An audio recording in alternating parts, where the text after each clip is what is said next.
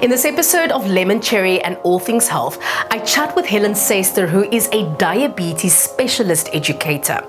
And then after that, I've got a very special treat. We are joined by executive chef Cobus Bekker from Grounded, who will be cooking up a delicious dish in the stunning Solid Edge Cabinetry kitchen showroom, and they are located in Brackenfell in Cape Town. So stay tuned for a fun-filled and insightful show.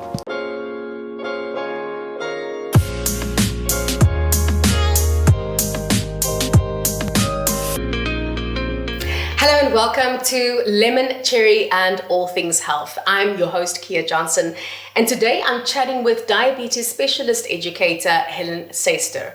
Now, did you know that diabetes is a chronic condition and that 1 in 9 South Africans are affected by it? But I think what's even more interesting is the fact that diabetes is the leading cause of death amongst women. Hi Helen, welcome to the show. I think these stats are actually so shocking. But before we get into that, I want to find out a little bit more about you. I mean, what exactly led you to being a diabetes specialist educator? And I think also, can you define what exactly that is? It's like the first time I've really come across this term, So it'd be interesting to know that as well. Thank you for having me on the show, Kia. Diabetes education came to me by default. Quite a journey, but it was a chosen journey, and it felt to me as if it was what I needed to do. It's my calling. I call it my ministry. Okay? I like that. A diabetes educator, there's a special course, but how I got to it, I worked for a doctor and I did clinical trials in diabetes studies. And we work according to a protocol. So all these drugs that are on the market, I've been part of most of the diabetes trials. And when I started with my first insulin trial, I said, Doctor, I want to know exactly what I do. I want to understand the dynamics. I want to understand everything. Why? The why. And I recall he used to say, I just want you to do the work. I don't want you to be an educator. And but I'm a stubborn person, and I became a diabetes educator. And it is a privilege when a person sits in front of you. It is a humbling situation when a patient comes to you newly diagnosed, and for you to take in all that emotion of that patient, what the patient is experiencing, and the fear. And my function first is not to give false hope, but to give hope, because there's always something we can do, depending on where we are at in the control, or is it just diagnosis, or is it uncontrolled, or where we are at. I just want to excuse my very loud and big dog that just barked there. Don't worry. She just goes like on her own motion, so my apologies for that. But anyhow, she enjoys her little life. So in terms of diabetes itself, I mean, this is not something that occurs overnight, right? This is something that takes its time. So in terms of just diabetes and the way it develops over time, can you maybe shed some light on that? So studies have shown that diabetes, by the time that you are actually diagnosed, it has started many, many, many years before, but you are not aware of it. Some people would say, oh, I think it's old age, I can't see properly. Or I'm just very tired, and they ascribe it to their work, they're working hard, and they are just tired. But the symptoms that present itself long before the time, and then you end up possibly with a stroke or a heart attack, and then they, on top of that, say, oh, but you are now a diabetic. Or the doctors would even ask you, so how long have you been a diabetic? Then you get a shock and a shock. Yeah. Okay? So that is important. Right from the onset, I want to say, take note of your body. We as mothers, as women, and now I'm just speaking as women, we tend to just take care of everybody else, and we will die inside, but we will make sure that everything else, and even our bosses, the family, you take care of them, but not of yourself. So the key is get to know yourself, make time for yourself, love yourself, practice compassion, the compassion that you are practicing towards others and giving to others. Give it to yourself first, then you will be in tune, you will become in tune with your own body. That's so interesting though, hey, because it's like this cliched kind of thing. I mean, everybody always says, you know, you should take care of yourself, you should this, you should that. I think I heard that for the longest time myself, and I never really understood what that is. I tend to be quite I am a giving person, sometimes a people pleaser, which unfortunately is part of my personality. But I've learned, I think over time, as I've gotten a bit older, to reserve myself a bit more and actually say no. Yes, the I think boundaries. that's and I still feel I could do a bit more work on boundaries itself. But it's only when you really take that time and you sit back and you look at yourself, then you realize I'm actually more tired than what I should be. This is not normal. It's not normal. Because you start perceiving how you're feeling. Diabetes, as far as I've seen, you know, I've got it running in my family, by the way, both my mother and my father's side. So it's fatigue. And it's even memory and just like focus. And those are things that you can very easily just go, oh no, I'm just having a tough day today. Yes. Oh no, I'm just, you know, it's just, it is what it is. Now, speaking to all of this that we're now touching on, diabetes itself, I mean, there would probably be, I guess, a range of symptoms, starting from your light to your heavy. Heavy is usually when you probably get diagnosed or doctor goes, oh, by the way, how long have you been diabetic? Yes. That's when you're on the heavy already. Because the light symptoms that you should pay attention to without fear-mongering yourself. Because Dr. Google is out there, you know what I'm saying? Yes. Dr. Google isn't always reliable because it can actually instill fear inside you. And I think the one thing that I love that you touched on as well, people blame everything on old age. I'm like, you can have a quality life at any age, but you gotta put the work in. So how exactly would diabetes then affect quality of life? And where would I know my light symptoms are, you know, the sort of in between and then that heavy symptoms? You know, if you don't mind, I want to just go a step back. That's fine. Right. That's fine. Where does it all start? Okay. There's gestational diabetes. So I'm touching on the classification now. So gestational diabetes is when we are in pregnancy and the sugars are high. Remember when our hormones are all confused when we are pregnant, and you started off not on your ideal weight prior to conception. You have the risk of gestational diabetes. That is interesting though. Okay. When you're speaking about, you just said now your ideal weight. Yes. Because one kind of thinks, okay, but if I'm overweight, it's fine, it'll feed the baby. No, but it's not really. And it's not. You It's need actually to be dangerous. Wow. It's dangerous for mother and for child, right? So I'm not going to zoom into gestational diabetes now, but when you have been diagnosed with gestational diabetes, and some mothers are not even diagnosed, gestational diabetes get missed, and they just get told they have a big baby. But there are such beautiful gynecologists. When they focus on that sonar, that first sonar. I get my referrals from these gynecologists then already. That first sonar, Helen, the measurements are out. It's bigger than what it should be. And that is the first indication. Then that mom gets sent to the lab for tests to see if there's a risk. After 1 hour, 2 hours, what the levels are. And that's how I help them right through their pregnancy. Wow. Now, if a person like that is missed, that mother gives birth to that baby, that mother does not know that she has a definite risk of becoming full-blown diabetes, because post-pregnancy, it can settle and then the readings are better again.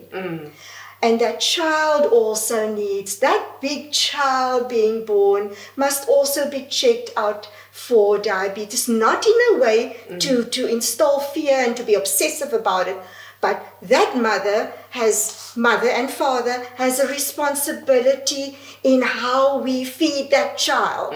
We set the stage for diabetes to happen or not to happen, to make ourselves metabolically healthy or unhealthy.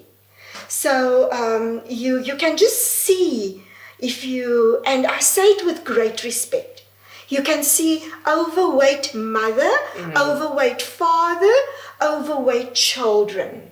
So it is what we do. And it's how we feed and how we cook. Everything happens in the kitchen. Oh, so true. Okay. So, I'm permanently in the kitchen. So you can see I'm very passionate about that, what happens in the home and what happens at school, how we pacify our babies, our toddlers. There needs to be boundaries, and our children want boundaries. So want boundaries, okay? So yeah. You know, you're talking about, the mom and the dad and the child being overweight. And I think I just want to touch on that as well. There is unfortunately this, as much as there is this sort of take on, being overweight is now a bad thing aesthetically. I think let's focus on that, the superficial side of it, right? Oh my gosh, did you see how fat she is? Oh, did you see how fat that man is? Did you see the child? So unfortunately, society's now done that. It is so sad that society's done that, because it's actually not healthy to be sitting with so much weight. If you think about your body and your bones and your structure and all of that, I experienced this myself after picking up a bit of weight, difficulty in breathing, walking, even when I'm laying in the bed, my back starting to hurt, my thighs also starting to this constant rubbing creating skin problems. So it's not so much when I say I'd like to be at a healthy weight that I'm just like, oh, that person's fat. It's actually, let's take that stigma away. And let's take that nastiness of society and just say, we're looking at this in terms of your health. At your health. Because I've got overweight people in my family who can't breathe, like as they're walking. It's a hard thing to watch because you feel like you can't say anything also. So I just want people to be aware of that. Yes. So that's the one thing. We're not going like, look at your family. It's not that. I blame. And I might be wrong here. Yes. I might be wrong. I might be right. I don't know. I know there's lots of research still going on about it. But I do know that the foods, as you mentioned, right? Yes. But how hard is life these days? We have to do everything. It used to be only one parent needs to be earning a salary. Now both parents need to be earning a salary. It used to be that you could go to work, whatever. Now you're working from home. What does that mean? Oh, you got to clean your house. So sometimes you can't always get like a help seeking to clean your house. You know what I mean? Because you got to think of that person. It's a person's life. You're paying them a salary. You got to be decent with them as well. So you can't just like take someone in and just throw them around and like sort this out. It doesn't work like that. Also, it's just like the cost of everything else. Inflation's going up. So what do you grab? You're tired when you come home. You're tired when you've been remote working. It's now 7 o'clock, 8 o'clock at night. Your children are supposed to be in bed at 8. So can I tell you? You grab whatever you can. Fast. So there we go. So I am a nurse. Yeah. And when I got married, I said, you must know that I'm a nurse. So I work shifts. So my husband, he can cook. He can do everything. Okay, but as a mother, that was my special time. It's a mindset. Our thoughts must first be fixed in all the busyness that is happening in our lives. That that I'm planning. It is, we have to plan what am I going to eat and what is going to be fast but nutritious. Right. And that is not going to enhance that white fat. We're going to talk about white fat and brown fat. Yeah. Right? So the white fat is very dangerous, and what we eat is going to be, what we eat will determine how we're going to sleep. Right. And how we're going to, with the lack of sleep, going to put on more weight. It's like a chain reaction. It's a complete chain reaction. Yes. It really is. I think this is also a topic we can probably chat about in another episode. But I do feel strongly about it because my own family, we've gone through the humdrum of trying to remain healthy, and so we have found ways to sort of like cheat time, I guess. Yes. Bulk buying, bulk cooking, storing away into the freezer. Then you just add in your freshness. Also just like where do you source your stuff, so making sure that we're getting more from the farm. And people always think it's like a really difficult thing to achieve. You just need to know, and you must just talk, ask people, ask anybody. That's how my husband and I, we love chatting with people. So it's like we ended up having a conversation with someone at some restaurant somewhere who then led us to a person who deals in vegetables and goes to the farm and gets it to people. So we buy our vegetables from there, and we prefer it that way. It lasts longer. Plus we also, love having our veggies from our garden and our herbs as well. So, if you want some coriander, basil, all of those good things. So it does take a little bit of implementation time. That's actually, I think, where the time really gets hectic. The pre-planning. The minute you're on that sort of trajectory, I guess, then you're fine, you know? Yes. Now, Helen, I also want to talk to you about, if you were to look at women, right, in comparison to men and diabetes, is there like a huge difference in how we experience diabetes as women? Firstly, that's my part A of the question. My second part is, does this diabetes contribute to the belly fat, girl? Yes. Because this belly fat, I'm so tired of it. It's like, it all boils down back to your diet. Your belly starts in your kitchen. So you asked me about the difference between men and women. Yes. There's not so much difference in the men and the women when it comes to the diabetes. How do we classify diabetes? There's type 2 diabetes, there's type 1 diabetes, there's gestational diabetes, and then we also get diabetes because of medications that we are using. There are some antidepressants, there are cortisones, there's other stuff that autoimmune diseases that can cause you to become diabetic. Now, just get me back. What was your question about So it was just basically, the first question was if women experience it differently. So they don't. So I want to just get back to, so... It's fine. I'm so just sorry. Tell them you're busy. Tell them you're just busy. I'm so sorry. I'm so sorry. Time for an intermission. I'm going to a break. And we're back. Hi, Lynn. Okay. So we were just talking about the difference in how women experience. So all the diabetes happens when your readings are higher than the normal reading, right? So all complications come over a period of diabetes and high readings, right? So diabetes gets diagnosed in different ways with an HbA1c. That is, we use the HbA1c as a measurement to diagnose your diabetes. And then we also, what I do in my practice when a pre-diabetic comes to me, I make use of sensor technology. Oh, what is that exactly? Sensor technology is a patch that you put on, and I monitor that patient for 2 weeks. And in that 2 weeks, that patient actually realizes, wow, my sugars are going up. Helen, you said cut the carbs. You said make your fasting period a little longer. I can now see it helps. I see what I'm doing to myself. So when we get the diagnosis of diabetes, it is the same for men and women. Right. They all get diagnosed. Right. And they all, yes, they have different hormones. Their lifestyle is what is the factor that is going to make them different. Different. So then you mean, because I mean, if you do look at it, you know, it's like a fact, women do have more stresses than men most Yes. times. I mean, Yes. I can't say to all, because we do live in a time now where things are so different. Yes. You know, it's no more the woman is the barefoot in the pregnant in the kitchen. Yes, yes. But I do feel that women do have additional stresses, and there's lots of research out there that can contribute, that can add to that.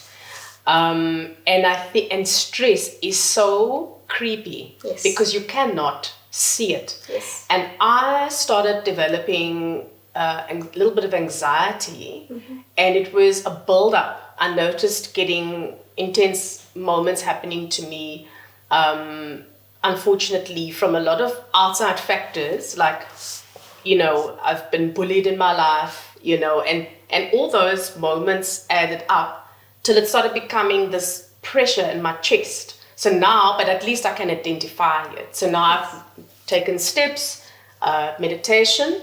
It's one of them. I do it with my children as well. Yes, so I meditate, that's my children meditate, beautiful. my husband meditates. So we try and fit that. We can't always get to it every day. I think that's also, people must stop thinking, oh, I must do it every day. Just try and do it when you find the gaps. When you find the gaps and to then you do reset. it. And it to is just so woosa. hard. Yes, Just woosa. woosa. Absolutely. But you know what I mean, yeah. Yes, can I talk about stress? Yes. Stress, sometimes patients tell me, Helen, I'm doing everything by the book. But they, and I don't want to single out occupations, but there's lots of like chartered accountants, and they don't take care of themselves. They have so many deadlines. Sure. We all have deadlines, okay? We all have deadlines, and it's the deadlines, it's the pressure that cortisol gets deposited, and that also raises our sugar levels. Right. And then there's an important thing with whether you smoke or do not smoke. People don't realize that this smoking that they think is calming them down is actually causing havoc in their bodies, and studies have shown that smoking actually raises your sugar levels as well. That's so crazy. You are setting the stage for your diabetes to happen with just one risk factor, and your cardiac health with just one risk factor. I want to explain something very interesting that patients always ask me. Helen, I went to bed with a reading of 6. Why do I wake up with a reading of 10? That is a very good question. That also I'd like to know, because I've heard, I don't have diabetes myself. Yes. But I have diabetes in my family. So I've heard that, like, I went to bed at night and then I woke up and my reading was X amount. So this upsurge, we have the circadian rhythm, right? Yeah. You go to bed and you've eaten well. So there are, and then you go, and 2 o'clock in the morning, something happens and you dip a little bit, and here from 4 o'clock in the morning, your hormones wake you up. Okay, so it's the adrenaline, and there's also cortisol deposition, and that raises the sugar levels again. Okay. Until you are now going to take your medication or to settle it out again. But what you ate last night also plays a role in how your level is, even though because of your hormones. There's something very interesting about hormones too, and it's different topics for maybe for and us ladies, we got a lot of those hormones. Yes. If a child is a type 1 diabetic, type 1 diabetes is a lack of insulin production. The beta cells are either destroyed or depleted.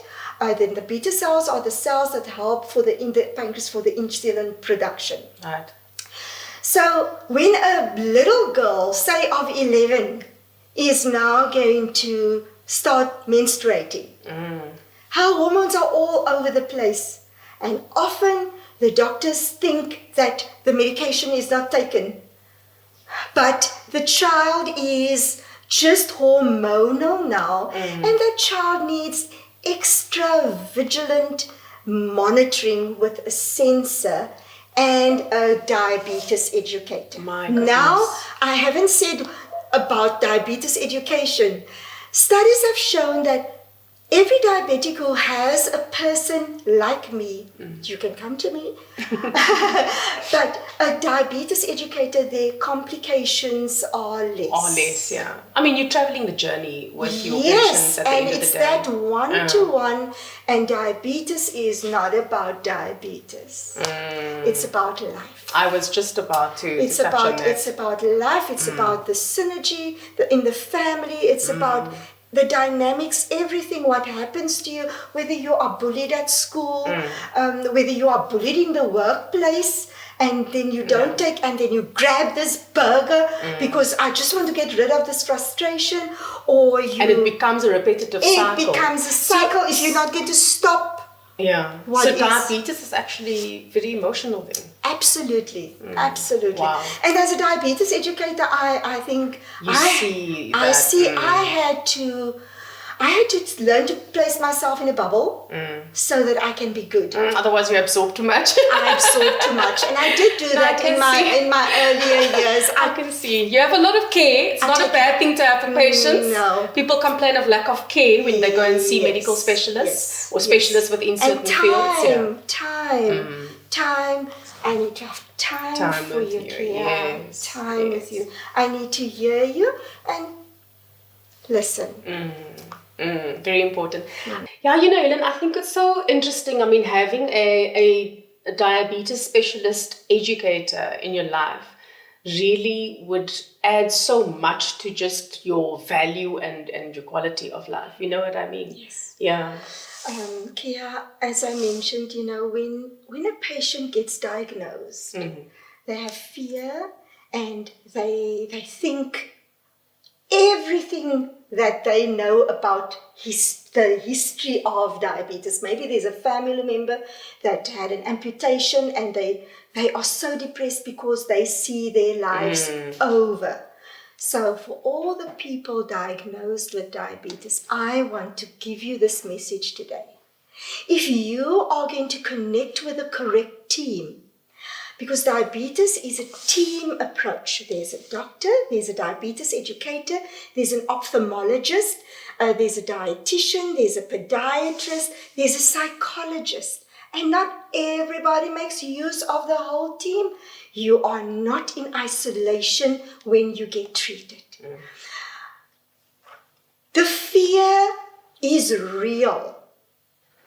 The stories, what happened to other people is real, but you can prevent it. There's retinopathy, that's the blindness that can set in. There's nephropathy, there's a kidney failure, and it is sad that so many of these complications still happen. There is neuropathy, peripheral neuropathy. So, can I start from the back? Peripheral neuropathy, and then there's the cardiac outcome. Yeah. Right. Yeah. We know about heart I think we know a lot about the cardiac. and the strokes. Yeah. Okay, Yeah. that can happen. And then there's also dementia and Alzheimer's. People tend to not think that high constant readings will not contribute to that. It does. So that's a topic on its own. So let's go to peripheral neuropathy.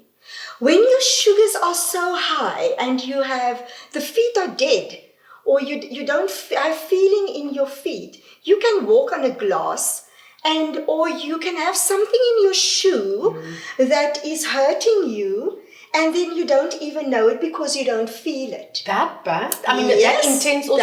that.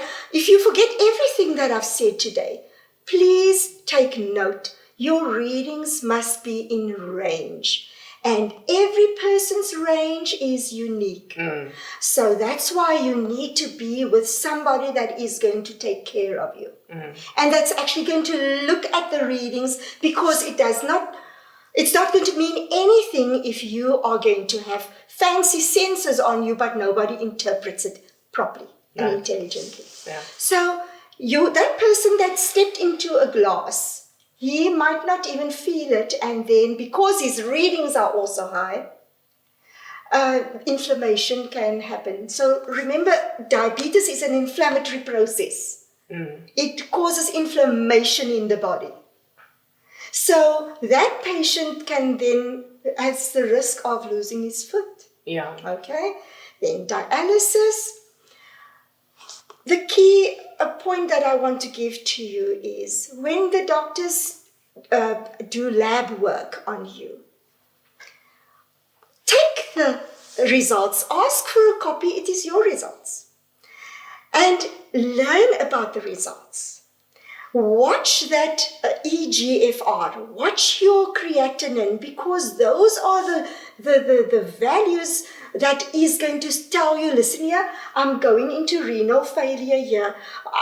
And you have to be by the dietitian and by the diabetes educator, and things can be stopped with the correct diet. If a complication happens, then it's too late. Then you have to go into dialysis. And this is not fear-mongering. I want to empower the audience. I was just going to wanting to touch on something as well. Do you think, firstly, that because we are living in this day and age, we are processed foods, and I say this with my own experience going into a shop, okay? I look for the fresh produce section. Yes. And it's net so klein. It's the tiniest little section that you'll find in the shop, and the rest of it is just processed foods. I didn't see this when I was little. My parents as well. So I'm kind of thinking this is something that has grown exponentially. Absolutely. And because we're so exposed to these processed foods and eating so much of it, we probably should just go for these checks. So that's the one thing that I wanted to speak to you about. And then touching on foods, but let's first talk about the process. Yeah. You are quite and the fact that you should go for these testings. You are quite right. Processed foods. There's a professor, Dr. William Lee. He always says, if something has a label on it, it should probably not be in your body. Okay? I didn't know that. Okay? I promise you, I stay. Because people always say, read your labels. They're like, read your labels, and if it's got too many words that you don't understand, then you shouldn't eat it. But you're actually saying that this professor is saying, if you see a label, you should be freaking out. Yes, and in the carnivore community also, they also speak a lot about that. That's crazy. If something has a label on it, then you should probably not have it in your body. Why? Because of all those preservatives. And those preservatives are bad and contributes to belly health. I was going to ask you, a bit more about that band. The band, okay? So that, I wanted to touch on a few foodstuffs that can actually make the belly. So I think because that was my next question, because it's such a hotly contested debate, at the moment. And what I think what would be nice to share with our audience is where the heck are you going to start? Okay. Because it's so overwhelming. Yes.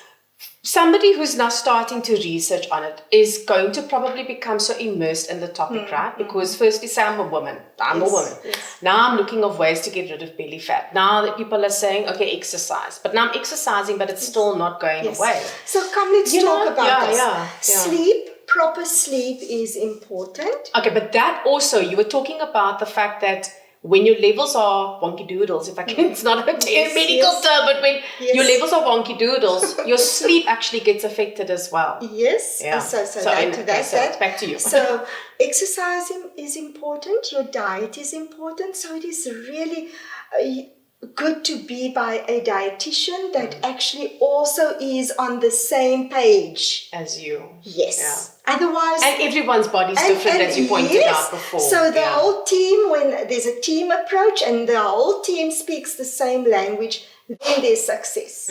But if there's too many voices, everyone says something differently, then it does not work out. So your diet is important, exercise is important, but as we grow older, we also have to look after our knees, our joints, etc. There's things in phases. That's why I say there's not one thing that's going to fix one idea that or a recipe for everybody. It's unique, okay? Yeah. It's unique. You have to see what are the other comorbidities. There are some patients who have retinopathy that cannot do some other exercises, and that we need our biokinetics. Sorry, biokinetics, I did not add you into the team, but the biokinetics, she or he, they are very important in the team as well.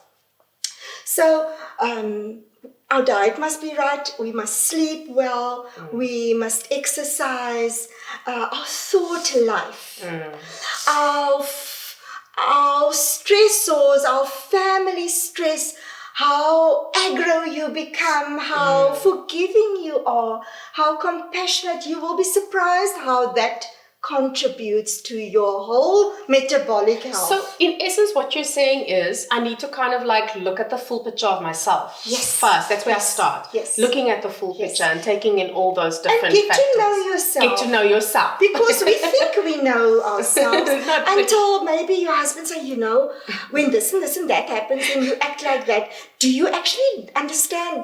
Do you know what you are doing when this and that happens?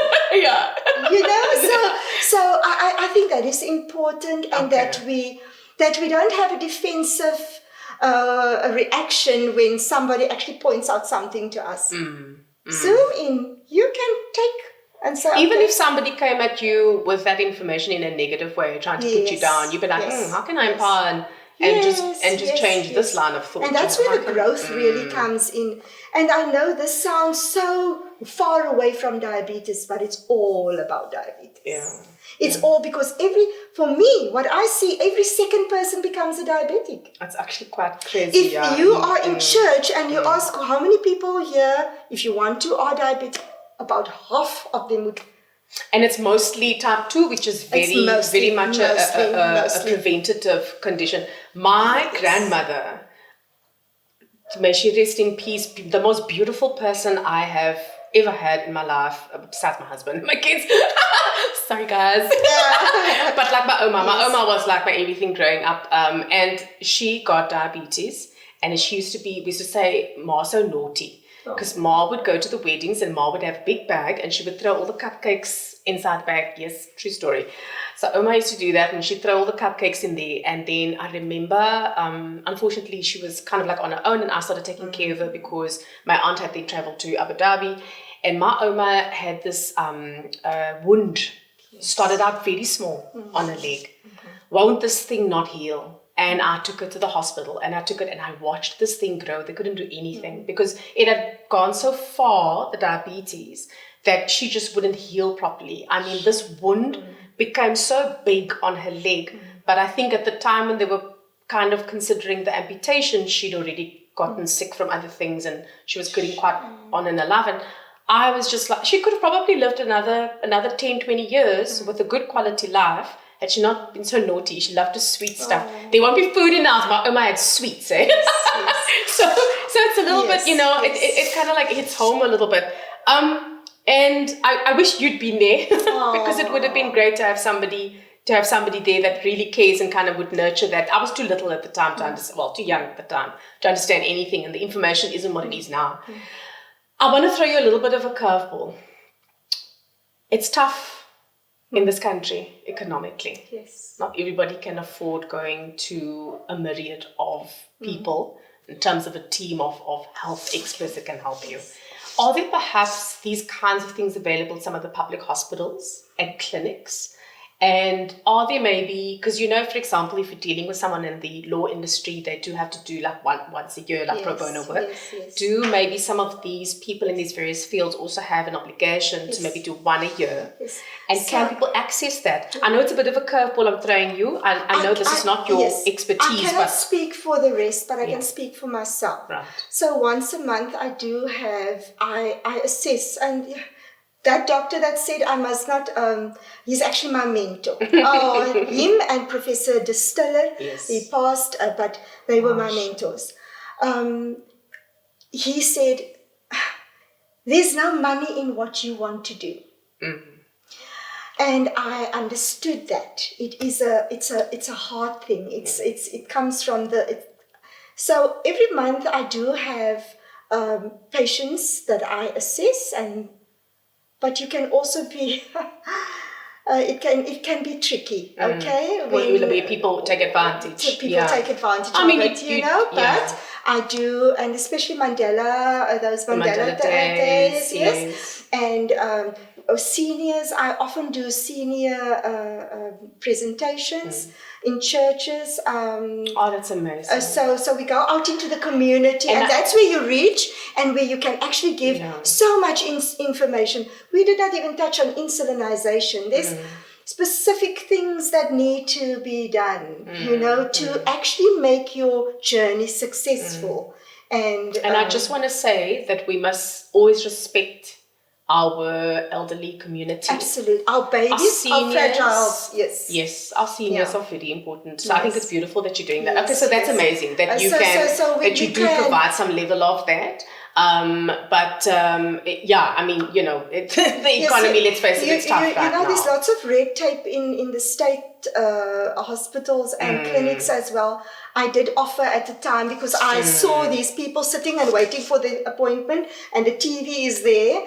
And I thought, this is an ideal opportunity to just go and educate. Come, let's just talk about where do you prick your finger? How often do you need to change your needles? Stuff like that. Because there's simple things. They think I do magic.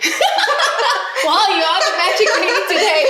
So Helen, I want to touch on music. Okay. You use music as a therapy in combination. Please tell me about that. I thought it was like I love music, but I think using music as a therapy for something like this. I mean, now that you've explained diabetes to me, that it is this emotional force as well. It is very and this stressful. holistic view that you're gotta take into account. I now can see, because I'm talking with you, that music would play such an important part. Absolutely. Yeah. So tell us more. Before I talk about the music, I want to tell you, as a family, if the parent gets diagnosed, whether it's dad or mum gets diagnosed with diabetes, the children are fearful. And if there's not good support, those families might disintegrate. Very true. Okay, I can share what happens in a type 1 and but on another, maybe another time. Another time, yeah. But my music, I cannot do this work without music for myself first. It is my reset button, and I de-stress, and I play in orchestra in church, and I sing in the choir, and I encourage I ask my patients with respect. Yes. Where do you go to? Where do you go to church? What is your, there is absolutely no judgment. You accept everybody, but I teach them about the value of music. So I have for everybody, my little children, because I work with creches as well, because it's very fearful for parents when their little ones get diagnosed with type 1 diabetes. It would be a huge adjustment. If you don't mind, I want to show you what I do with the music. So I can show you I show them how to exercise in a chair, because lots of the patients they always have an excuse. It's winter. I've got a joint. I've got a knee. Ek het 'n knie in Afrikaans. Ek het 'n knie. Ek het 'n hip or something. Yes. And then I show them how to do it in the chair. I like that. I did the course. It's actually called Ageless Grace Exercises. Beautiful. So you're aging gracefully. I really pray to age gracefully. But I encourage children to take up music lessons if there's an aptitude for it and an interest.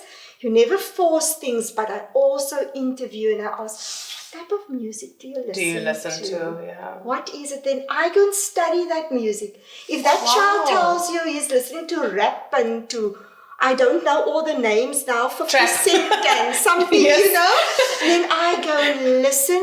What what are they listening Almost like to? what is the appeal, Yes. or is it like the Because melody, the chords? I also get what's happening in their heart. heads. Yes, Oh, yes. So music is important to me, and I think this is wonderful what you're doing. I think the diabetes and the music and my faith is on par, but it's just intertwined. That's beautiful. I cannot be in church and not see a patient, a person, and I think, oh my word, that belly fat, I really, and you can't just go up to somebody and say, can I help you? I used to do that. No, but people sometimes take offense. So there are symptoms, telltale symptoms, Yes. of diabetes. That mark in the neck, Really? right? That brown, where the old people would say, "How wash your neck? Go and wash your neck. It's dirty." That is a telltale. It's a telltale sign. So my children would get embarrassed when I go in Pick n Pay. Ma'am, do you perhaps have diabetes? But I stopped doing that because that was like when I was like, when you just started out. I just started out and I wanted to cure the world and thought I'm going to cure diabetes. But well, you are technically, but the approach obviously needs to be. There's so much work to be done. Yes. And there's just too little people, and that's why we need to educate with this platform. So I want to thank you for You're this. pretty welcome. I'm so glad to have you. I pray it's I'm so happy. I think we're about to end off, right? Yes. So we've already touched on quite a few things, but one of the things I very quickly want to chat about is being diagnosed with pre-diabetes. You would think in your mind that automatically this means that you have diabetes. Yes. But I believe that isn't so, right? So yes and no. Often a doctor would say, remember at a time point when that bloods are drawn, then it now shows you a value that shows it is pre-diabetes. This is where that first question came from, that the diabetes is there all the time. Yes. I marvel at how it was decided that this is the value that puts you over. So when a patient comes to me, I say, if you want to get rid of this, because there is a percentage of people who can reverse their diabetes, but they have to be at it. So it does not need to be a life sentence. If you do not want to cross over into full-blown diabetes, let's do this and that. Let's try, I advise. And that person needs to be treated as if diabetes. So then if I were diagnosed with pre-diabetes, then I just need to 10-1 make a lifestyle adjustment. And I can actually just clear myself of getting to the actual critical stage. I will give you the same advice that I would give to my patient living with diabetes. Oh, interesting. Okay. Okay. All right. Yeah. But I like what you said. It's not a life sentence. And 10-1, what will happen is, because I know of people that have gone through this, once they start adjusting their lifestyle and they start eating better, sleeping better, the energy that they get, the satisfaction within their heart and soul that they get, their approach to life, the way they think, because your thinking also gets affected. Absolutely. And just, feeling like you're on top of the world again, I think that's very, very important. I always say, let's start here. Okay, we have to change. Mind is a battlefield, eh? Yes, we have to change. And even with stopping smoking, I let them phone me. Hi, Helen, I feel like smoking. Yeah. So, now just write down why are you, and later on they get so. There are nice things to do to help people. Yeah. Helen, I just want to say thank you so much for joining us on the show. I love your spirit. I love your energy. I love your faith. I love just your outlook on things. I think that you've been put on this earth with this purpose, and I think it's beautiful. It's amazing. I love how involved you're getting with your patients. I wish more people would be like that within these specific fields, because there are some people out there that don't have that, but we're not going to focus on that. We're going to focus on the greatness, the positive energies. And I know people are so tired of the word positive, but it's positive, it's energy, it's fulfilling, and it's so, so important. So thank you. Thank you for sharing. I want to thank you, and I just want to say to everybody out there, keep on smiling, be kind to yourself, and baby steps. Baby steps. I like Baby that. steps. I like Yes. that. Amazing. Thank you. Thank you. Well, thank you so much for joining us on the show. What an interesting discussion. I loved every minute of it. I hope you did too. If you'd like to connect with Helen Cyster, as I mentioned, she is a diabetes specialist educator. You can actually hit her up on her website, www.pinoaklife.com. Well, stay tuned. We are going to be back in that Solid Edge kitchen shortly. Solid Edge Cabinetry has over 15 years experience in the kitchen and bathroom renovation industry. They install and design custom-made cabinetry and are known for their quality and efficiency. So we are back in the Solid Edge Cabinetry kitchen showroom, and I am super excited because today I have a brand new guest with me. He is none other than Chef Cobus Bekker from Grounded. Cobus, it is so lovely. I should say Chef Cobus. Yeah. Okay. It's so lovely to have you with us in the kitchen today, and I cannot wait to see what you are going to be cooking up. But before we get to that, you said to me when we were chatting off camera that cooking has always been a passion of yours. Absolutely. It's something that came from your childhood. So I want to know a little bit more about that. Yeah, I'm just going to try and keep it short and simple. Growing up in a family of 6, food was the center point of everything. So all of us know in the olden days, dad would work, mum would raise the kids, and that was certainly the thing. Which had my mother cook for 4 kids. And a dad, and we all loved food. But the one thing or the one memory that remains most vivid is that every lunch and dinner was spent around the kitchen table. And that's where we would start talking. And by proxy, all three of my siblings together with me started cooking at the age of 3. Wow. So, with mum, it's like oral babies. So yeah, we did it and it was just fantastic. So that's my first love. Amazing. Most certainly. The proverbial breaking of bread even today, where family and friends come together, that's what excites me. That is absolutely wonderful. I just love hearing that because my childhood was actually also one way on a Sunday. It was like a tradition. I'm in the kitchen, I'm with dad, and I'm busy, cooking with him. I especially got stuck in baking, believe it or not. Wonderful. En as ek nou 'n koek bak, jy wil nie weet hoe lyk dit nie. It's like totally kaput. What was your mood like when you baked that? We talked about that. Yeah, but I mean, it is about that. When you're cooking, you got to have sort of that right frame of mind. You got to be in that space. And you really have to be excited about doing this. I know there's so many people out there. We see so many shows about all these fancy chefs that are cooking. But at the end of the day, it really is a skill set. It is something that you have to master, and it takes time. Yeah, definitely. Okay, so that's where we're going to leave it at because I want to get stuck in this delicious food. I have heard so many good things about you. So proof is in the pudding. Yes, I'm judging this today. Just letting you know. What are we going to make today? So just to give a short intro, I really love gnocchi, have loved gnocchi. I remember my very first gnocchi I had at a quintessential little Italian restaurant in a suburban area in Waterkloof, Pretoria. And it was, that Fatties and Monies ad where they get grandma from the cupboard? Yes. Ad was literally like this. So the dude Paulo, his mum used to make the gnocchi exclusively, and she would leave. Yeah. The problem in South Africa, and I mean, I don't mean it as a negative, we don't have choice when it comes to potatoes, right? So, we do have a couple types of potatoes, but it's all about the starch content and the moisture. So I was blessed to spend 7 months abroad in the United States, and there you have choice.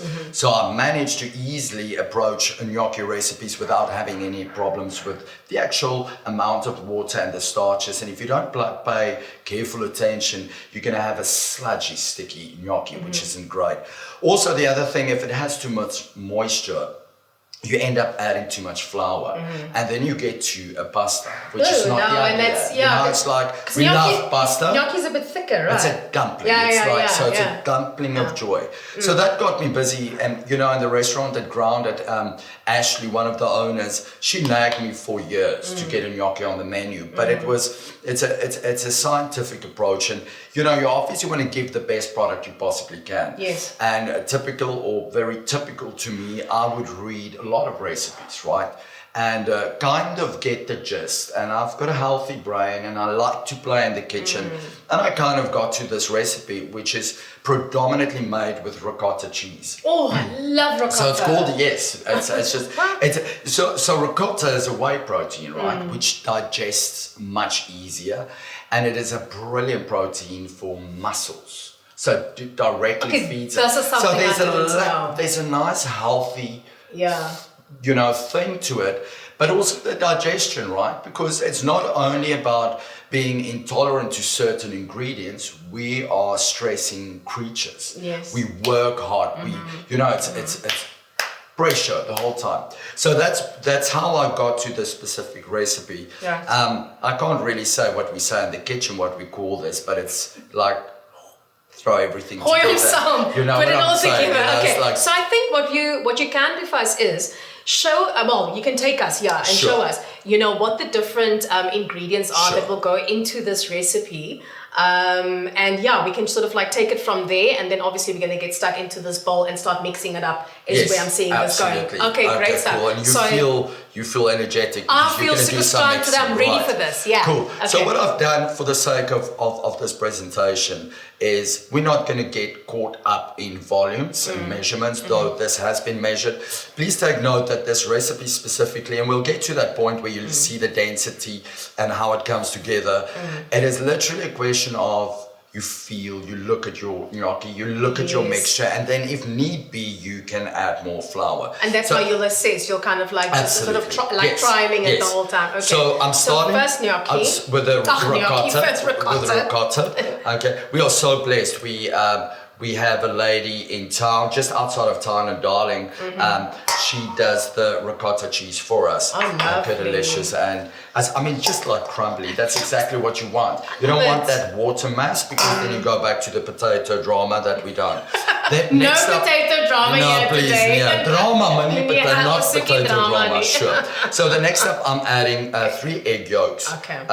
So why just the yolk and not the whole egg? Water and so typically, and that we've learned in French school, cooking school, is that apart from being a baking agent and adding flavor and protein richness, egg yolk is actually enriches your product. Okay. So that's what, you get to that point where it's richer and smoother and more wholesome, and just like a good taste. It's just that satisfactory, the thing. So that's what it does. And of course, it doubles up as a kind of a glue, if I can call it that. I see. So anyway, we added the egg. Okay, so what I like to do normally is when I do the egg, I first make sure that I get it to each and every corner of the ricotta. So I'm terrible with actually also understanding what the different spoons' names are. I think it's not a spoon. This is a spatula. You call it a spatula. Yeah, well done. Okay, in case you didn't know. Just in case you didn't know. I'm just going to show it here. This is a spatula, okay? We also got clapped with this by our mothers back in the day. So it doubles up as. So why I'm using the spatula specifically is because you get that you can spread it, and you want to get rid of all those white spots so that you've got even distribution. So the texture that I can see that's developing from this, it's almost like if you were, I would say, like baking muffins, maybe. Yeah. More so than a cake, because muffins is a bit more thicker in consistency. Sometimes find, with cakes it'll be a bit more. Yes. Okay, so it's got. So this is like considered that, the wet mix, right? Wet mix, Okay. So what we're going to do next is we're going to add the flour. Look how beautiful this looks already, hey? So the flour is measured to the point the amount I should use, but be mindful, rather add and see where you're going to go with it. Would you add less? I would always add less of the flour and work and then build from it there up. and see what happens. So we're going to work the flour in. I'm just going to stick with the spatula, and I know I'm still going to need more flour, but moisture content in the air. It's, I used to think it's a load of rubbish, but it's really something that you have to keep in mind, bear in mind. Cooking and baking, I have found, is a science. It's a science. It's a science. So interestingly enough, that the different oven temperatures or different temperatures applies to cooking in Gauteng versus the Cape Province because of altitude. So it has an effect on that. Yeah, Come on. It's very interesting, but it's way too technical. I just stir till I'm happy. Just like I poke it and It's I'm too like, early for us to be talking about technical Okay, things. so basically, so I get to this crumbly mixture, and you see already. Like a doughy, like a biscuit dough. Yes. There we go. That's so don't just trust the dryness in this case, because remember the flour also serves as it gives it the body kind of and keeps it together. Yeah. So I'm not going to actually use all of it. I'm going to stop right here with this. Okay. So we get to this point where we work it in, and it's actually, so the point why we decided on doing this gnocchi. So really, I have no interest standing in front of a camera showing people something that they can't achieve. The idea is, my heart is for families to get back into the kitchen, to cook together, give the skill to our children, and just like it's a family affair. Maybe I'm playing too much into my childhood memories, but it just makes sense. And when there is food, there is happiness and joy and laughter, and grab a couple of seats and become part of it. Exactly. Next up is Parmesan cheese, right? So listen, Parmesan's like my favorite. So again, it's one of the most, the easier digestible cheeses that you get. That I didn't know.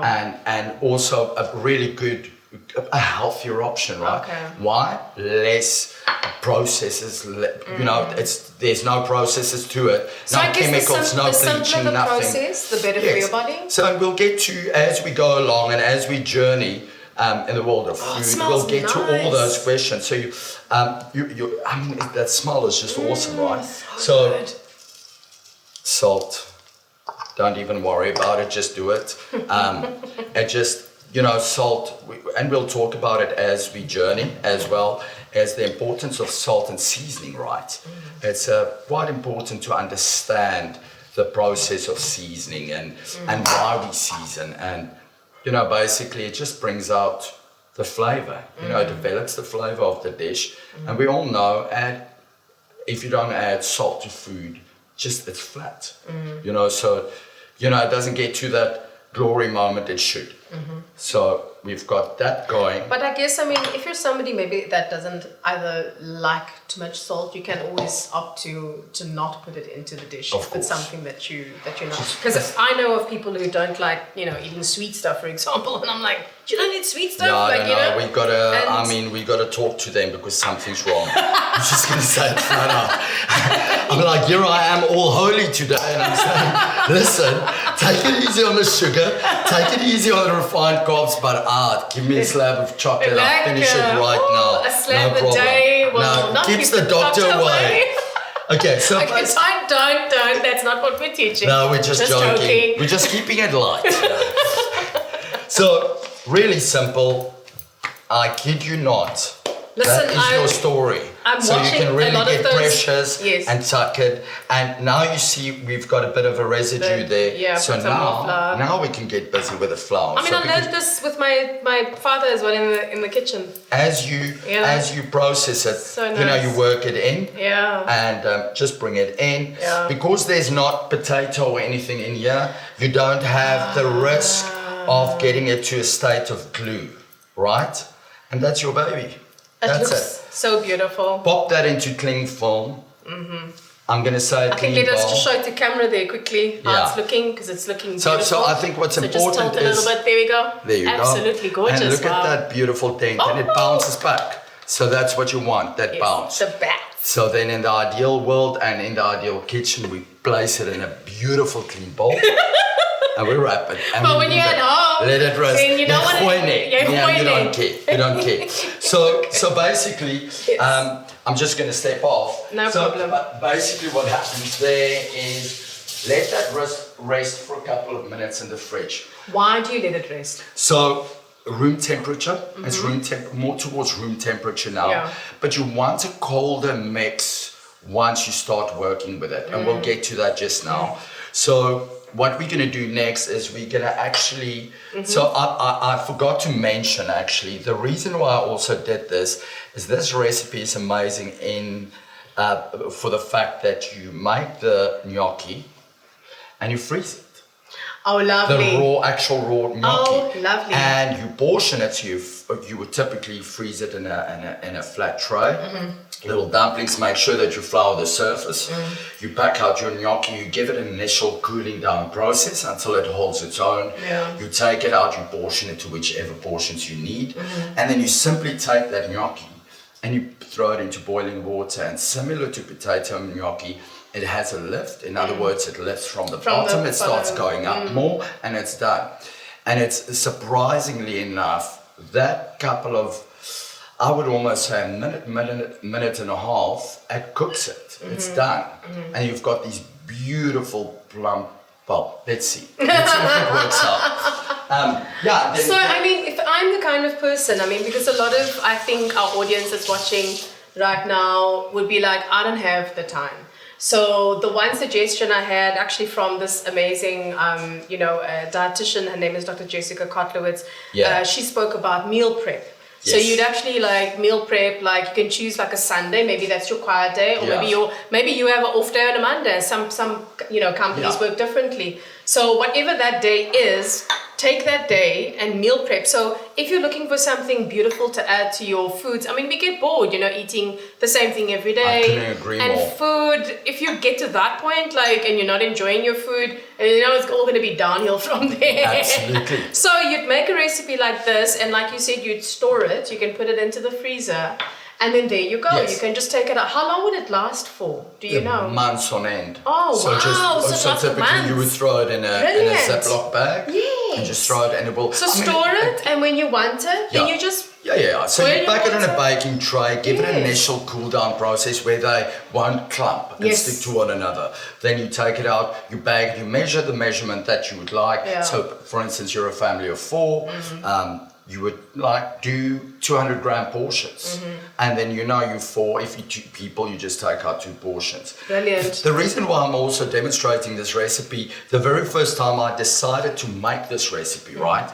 I got my son, he was 15, was last year. Yes. I got him, I actually wrote the recipe. The wonder of television, it's ready. And there we have it. There we have it. It's like our little angels working in the background. So I got my boy, I mean, he loves food and he loves spending time with me in the kitchen. But I mean, he's a buff rugby playing dude. And I said to him, there's the recipe. I literally sat over there. I gave him the recipe. And it was just us laughing and spending time.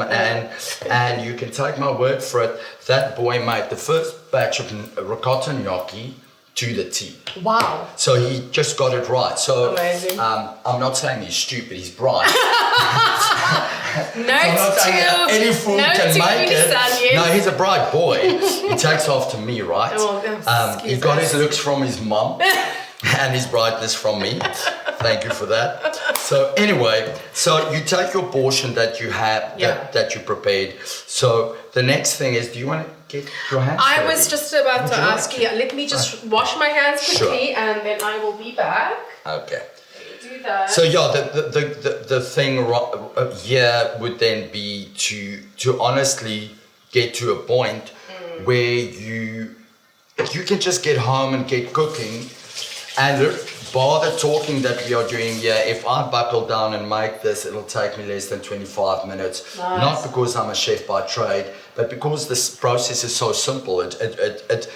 And that's also what we're trying to do here. We're trying to make it approachable for everybody, right? Yes. So I just formed a light sausage shake. Okay. I'm actually nervous, okay? No, you don't need to. Stuff this up, please. Don't. No. The food police mustn't come for me. You can always edit. Hold your hands for me. And then you just clap it together. All right. And then you just... roll. You just roll it. Okay. Come rolling. And then... slight pressure. Slight there pressure. You go. Got it. Until you see it starting to move outwards. You see it thinning out.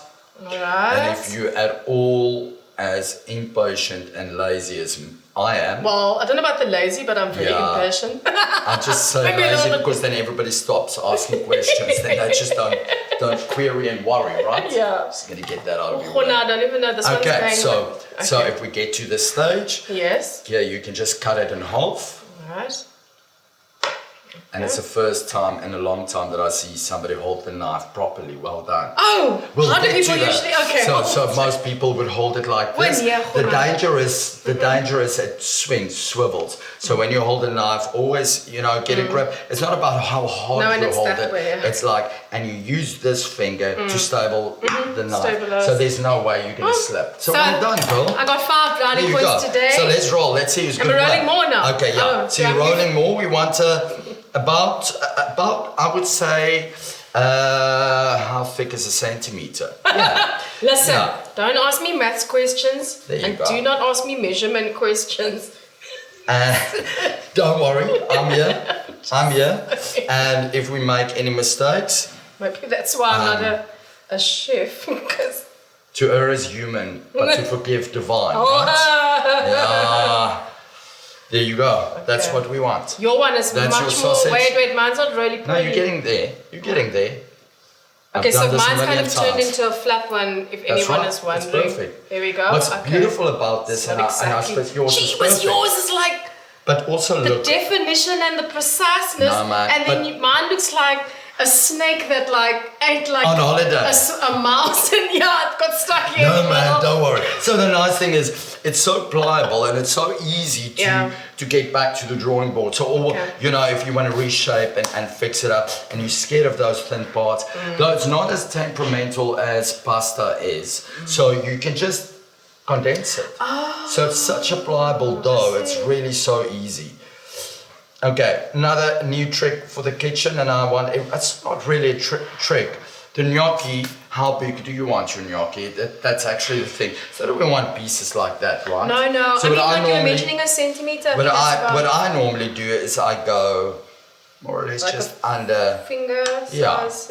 Yeah. That's it. And then you just cut, and that. You can cut a few if you please. Sorry. Hold the knife now I'm correctly. Just trying to see if I'm doing the right size. And the funny thing is, with gnocchi, I don't know what it is. I love potato. Yeah. So I think anything related to potato. Can I cut these ones as well? Yes, you're more than welcome. Thank you. I'll eat. But I didn't even know you could do. Shibbit, I just stabbed that one. No, mate. Just don't stab it, please. It's got a mother. Oh my gosh. And then what you do is you just imagine this is a tray. So you just pack your gnocchi portions onto a lightly floured surface. Then it's now going to go to that first session where we freeze it, right? Oh, so then you put it into the freezer. So for it to stabilize and so that you can portion it and do your thing. So pretty. That's it. Isn't that just a beautiful image by itself, right? Yeah. So gorgeous. Maybe because it was cut by Kia. That's a brand thing, eh? Cut by Kia. And thank you. Fantastic. So that's our story. This is lunch for later. Fantastic. And then this would go into the freezer, this one. But I do believe you've already got, because yes, voila! The magic of television. Magic of television. So for what it's worth, Kia, you did extremely well. Oh, look at mine. Mine actually looks quite close to your one. No, it looks better. Does it now? I'll take the check later, right? Check it out. Right, so this is what we have. So we're going to move over to the stove. So the trick with the stove is you got to get that water boiling, right? Yes. Okay. So you need it. You need a big pot. Yes. So you need. Like with pasta, anything, I would say. Get a cloth for you. Thank you, sweetheart. I would say rather oversize any plate, any bowl, whatever, because then you have the movement you need, right? So. And you also need it to move rapidly. Have rapid movements. You don't want them to get stuck. Get stuck and mushy. It's also, I have this to say, it's pretty temperamental. Yeah. So you really have to keep your eye on it. And the minute you see a rise from the gnocchi, you know it's cooked. Oh, really? Yes. Okay, so and then of course, nothing is cast in stone. So you can literally take one dumpling, taste it and see if it's to your liking. But generally speaking, I've never needed to really, worry about it. An important thing that I neglect to mention is when you do that initial mix, you can always just pinch off a bit and throw it in the water. Just to test it. And just to test. It's like you do when you're making slap chips, you know? Yes. You just check Yeah, the yeah, yeah. And then you eat it. By the time you get to dinner, it's You're not so going to full happen. already. Right. Okay. So we're going to drop this into The boiling the water. boiling water. We're going to drain it and then we're going to plate it. Okay. Babies, now pop them into rapid boiling water. Right. The reason for rapid boiling water, they're ice cold. So it's initially going to bring down or actually cool down the heat. So you can start rapid if it's a strong flame and it's still rapidly boiling whilst putting this in, just turn it down gently because you don't want to cook it into smithereens. No, you don't. You don't want to eat gnocchi with a straw, right? That's a problem, it's not going to work. Okay, so I'm just going to pop them in here, just all happy. They don't care, they don't have a mother or father, so just go boss. And that's it. And you just slightly move them apart. And you'll see it kind of, It'll the start temperature rising. is perfect. Yeah. So you can see that one over there is already playing. So it's coming to the party. And I can see from here the gnocchi's gnocchi cooked. is I'm just rising. quickly going to drain it. Look at And that's that. the story. In the pot, pretty much the same like pasta. It can still take some of that water and still be fine, but we want to keep the temperature. Okay. And this is, and we'll revisit this as well, this is the holy grail of my kitchen, and it's gremolata. Gremolata. So it's Okay. lemon rind, olive oil, parsley and garlic. Oh. And it's suspended, like I said, in olive oil. Really put the best oil you can get your hands on in this sauce. It's just absolutely amazing. By the way, we'll talk about olive oil, and there's many misconceptions. So we're just gonna do that, and it's really that simple. Now, do me a favor and smell that. Oh my God. It's insane, right? So it's just like that lemon just explodes, and what little beautiful. people understand. And I'm gonna. Do we have a good shot here? Yes, So I'm gonna just do this. Just pour that out. Okay. Like I always say to my guys, I mean, it brings life to the like I plate always say there, to my guys in the kitchen and my girls, please don't fiddle with the food. It falls the way it's meant to fall. I'm a right? fiddler, so. So. Ja, so as there jy is- kom aansluit in die kombuis. So Oh, Just that like- parmesan. Oh. you just please, this is the foundation of this dish. Magnifique. It's the parmesan, and then I firmly believe when you have a soft component that you're eating, pretty much like soup, and you do a crusty crouton in the soup, there's just value to it, and it's a mind thing, you know, to have the different textures. You already have flavors stacked in your dish, but you want the crunch factor as well, and you want the fresh factor. We have the fresh factor with the sauce, but I'm just gonna simply do it with onion.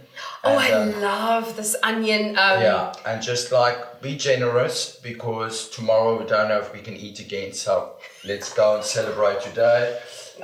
Just a little bit of black pepper, Ooh. and then we're gonna do some microgreens, which is also part of the fresh factor. And we'll circle back to this.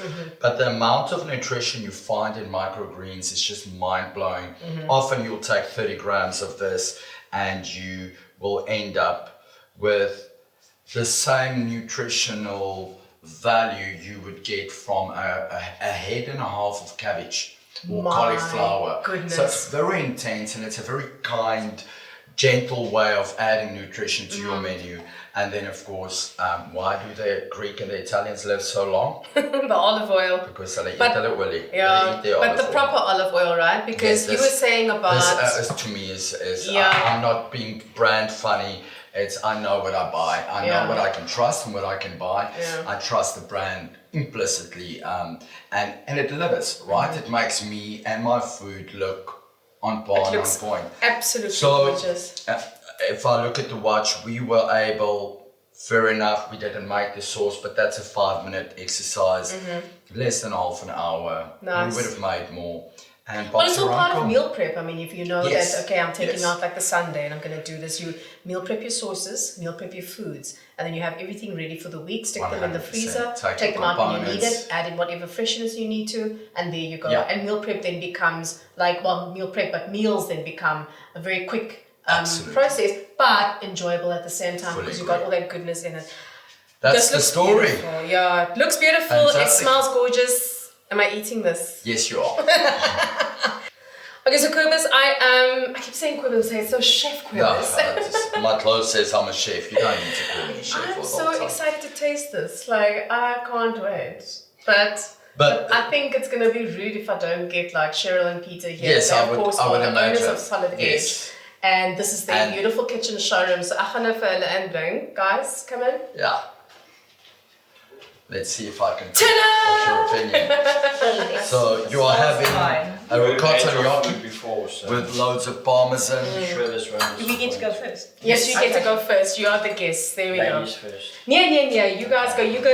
You are the guest. Let's see. Just make I'm sure gonna to mop up demolish. some of that sauce. You're gonna demolish it. Yeah.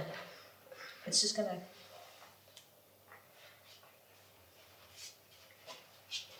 I would take all the onions because I love onions. Yeah, I'm also somebody who loves onions. That ricotta cheese. Just melts, right? Oh, it's Okay, now I'm going. I'm not from... Oh my word, I'm not finished. No, I'm joking. Your Oh, wow. the onion. Yeah. Yeah, just take the whole scoop. That oil just pulls everything. I just want to actually do like a thing. Yeah, That's very good. actually do it. So see, the whole idea is that Oh, my word. the actual dumpling just dissipates. Yeah, it just melts. Oh, Ah, yeah. Next level. it's creamy, but it's got like so gnocchi's quite a heavy Yes, usually. dish on its own. No problem here with that. But this has got a lightness that I like. And to be able to get it to be light, I think, isn't that the ricotta probably doing that? Absolutely. Because with the potato gnocchi, it is quite heavy. Sometimes I find it's too heavy for my liking. Yes. So there's some days when I can't eat something like this. But this is beautiful because it's got this lightness. You got the crunch of the onion.